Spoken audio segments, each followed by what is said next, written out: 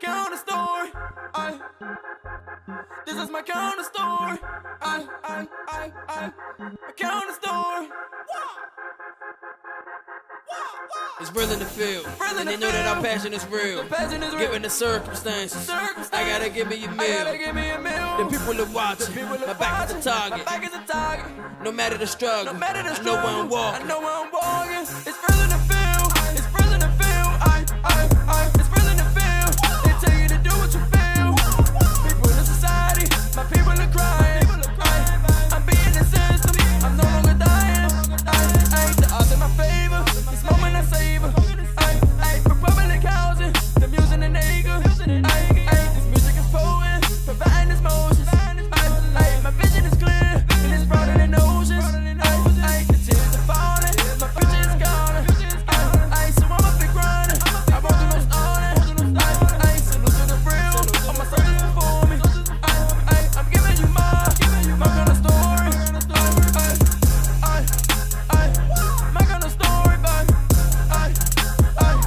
My kind of story, babe. My kind of story. My kind of story. My kind of story.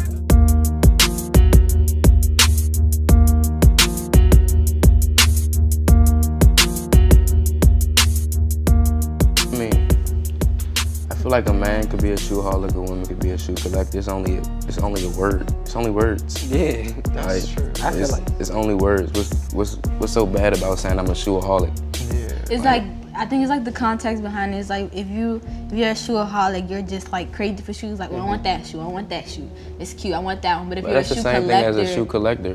You Nah. want the shoes. But it's shoe like you collector value is the shoe. specific. Like a collector is in search of items to Yeah. collect, like Like, specific you know things what you to want add and to you the know, like, the collection. meaning. Like I'm looking for blue mirror foams right now, and I can't find them in a 12 for less than like. So I guess $4. I'm a shoeaholic instead of a shoe collector because I don't collect certain shoes. I just get what I want.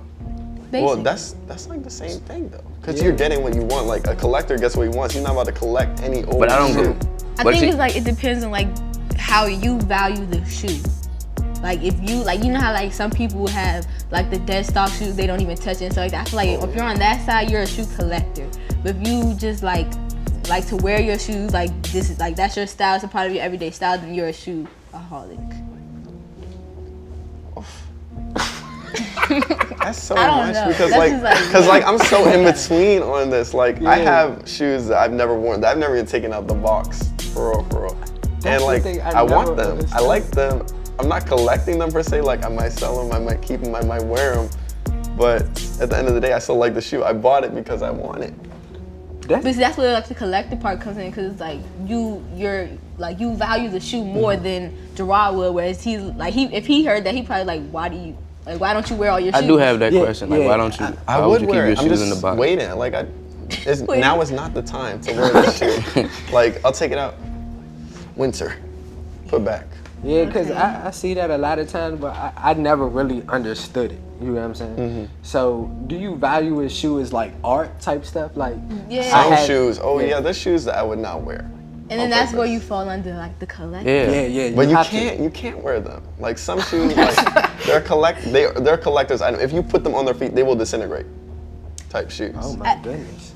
I think like Shoes are shoes, bro. I think more girls get called shoeaholics because people think that girls like, oh, shoes, like I just love shoes, just want to get all the heels and all that stuff like that. But I feel like even if you are a girl that wears heels, like you can be a shoe collector, especially people who have more money and they wear red bottoms and stuff like that. Like I know I've seen pictures on Twitter where like someone's closet is as big as this room and they have all red bottoms. Like half of them they probably don't even wear, like Scott, like it's just not the time. But it's like they still like the shoe. So I feel like it depends on how you value shoes more than your gender.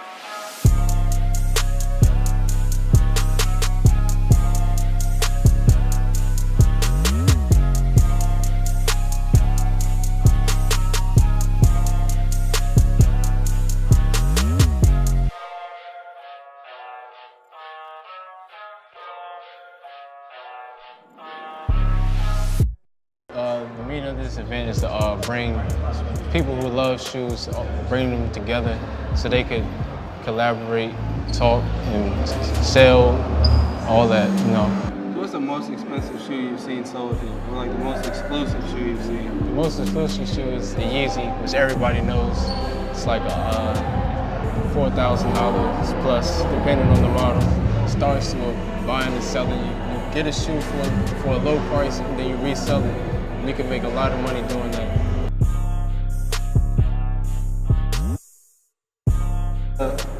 What shoe would you say has the most heat that you've ever sold?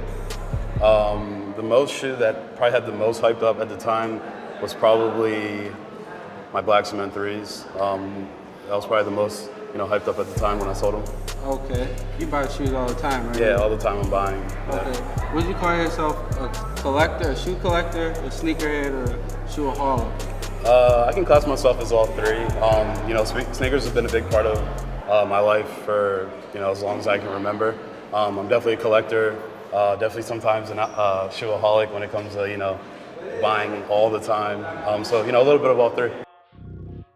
I'm Anwaa Kong, and I am the DC brand ambassador for Reebok Classics. What intrigues me about sneaker culture is that for everyone, there's a pair of sneaker that stands out to them.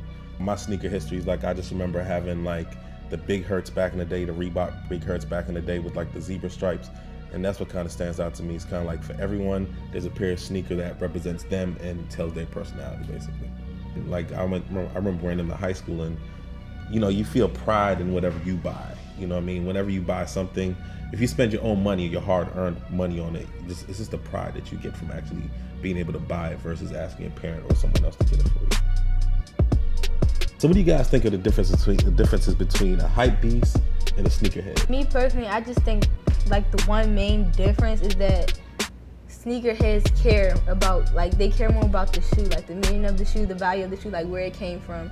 And hype beasts, they just, oh, I like that shoe, it's cute, let me get it, wear it a couple times, maybe even dog it, and then throw it away. They don't really care about the shoe as a whole. If they hype it up, then they will get it. They don't even have to know what type of shoe it is. As long as they see everybody liking it and feeling the shoe, that's where they go to.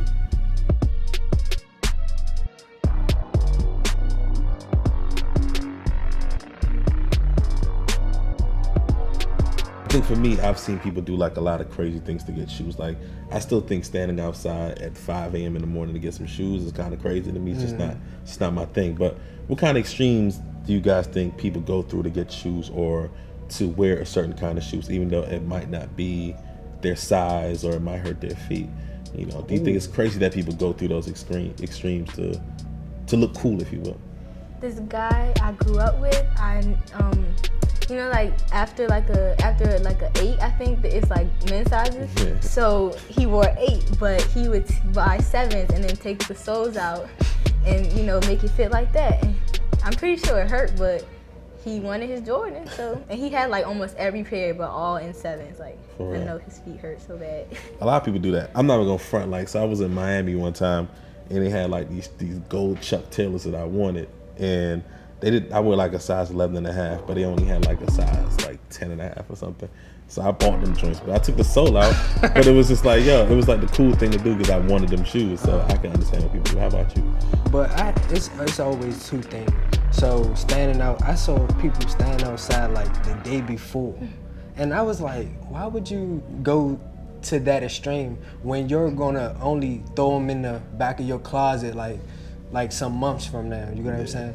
And then I saw, I didn't see, but I heard about people getting robbed over shoes that, you could be in jail for life or for a long period of time just for some shoes that's not even worth your life type stuff. You know what I'm saying? Yeah. I think for me, sneakerheads are really into the stories of shoes. So one of the big things with shoe companies is they try to make sure that when they're dropping sneakers, they have a storyline behind them. You know what I'm saying? Because they're marketing to millennials, and they feel millennials like a story, right? So you guys are millennials. So it's kind of remember KD dropped the Aunt Pearls a couple of years ago, and they were they're pink and it was breast cancer and all that.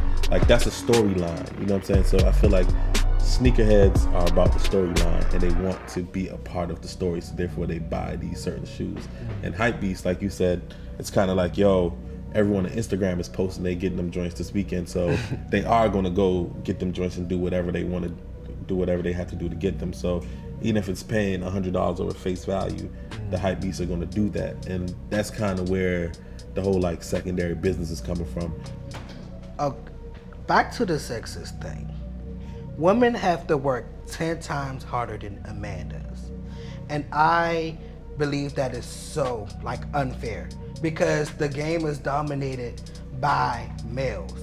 You know, sneakers are created by males, like Michael Jordan created the Jordans. And it's like for women, it's like you trying to step into a man's field. And people get the mentality already that like, you're a girl. Like, what are you doing trying to create sneakers? And why are you doing that? This is supposed to be a man-dominated field.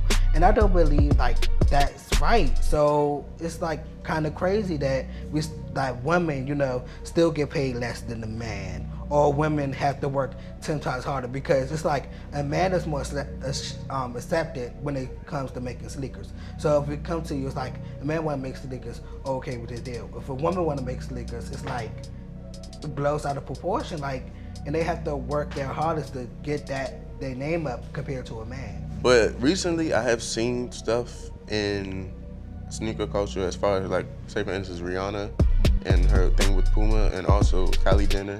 She has shoes as well, and it's widely accepted by a lot of women and even some men who like the shoes. So, you know, I think that that's good. But I think we have a way to go before we can like think that it's just normal for a woman to design shoes just like a man can. I think they're accepted. Rihanna did it, so why not? I think they're accepted depending on the shoe that they're putting out there. Like if you're talking about heels, I feel like they're widely accepted. But if you're talking about sneakers, they might be looked at different depending on the type of shoe that it is. And it all depends on who created it as well. For me, I don't really think there's like sexism within the sneaker culture. I think, you know, originally when sneakers were first invented, like back in whenever, originally they were made for athletes, and back then athletes were predominantly males. But now, you know, with the culture that we live in, you know, everyone's an athlete, males and females, you know, and to me, there's just as many female sneakers on the market as there are men's sneakers on the market. You know, when Reebok, there's a ton of female stuff, a ton of male stuff.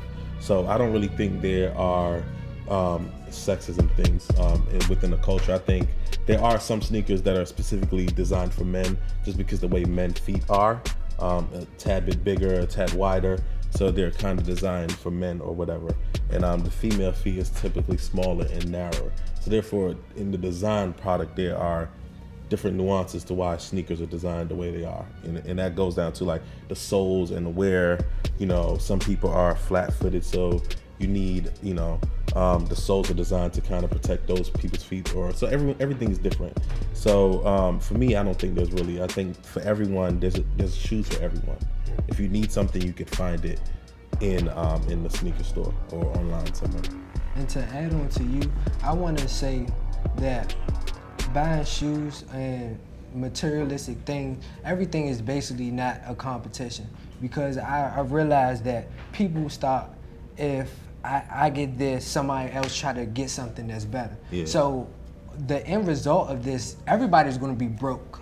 Yeah. They're gonna be looking fresh but broke. So what we have to realize is that it's more to life than materialistic things.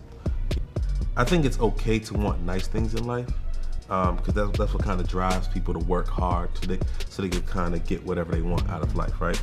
But I think there's a thin line between like being materialistic and then like just wanting nice things, you know what I'm saying? Or feel like you deserve nice things.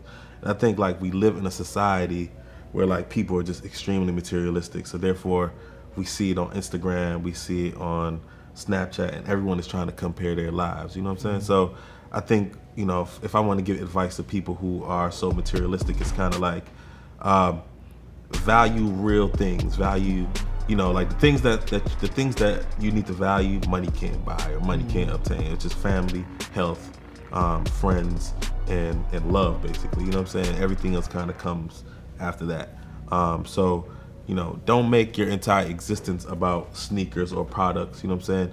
They have their place in your life, but you have to think like, when it's all said and done, you know what I'm saying? It's not how you look, it's how you make people feel. And that's what's most important, is how you make people around you feel and not how you look. It's real in the field, and they know that our passion is real.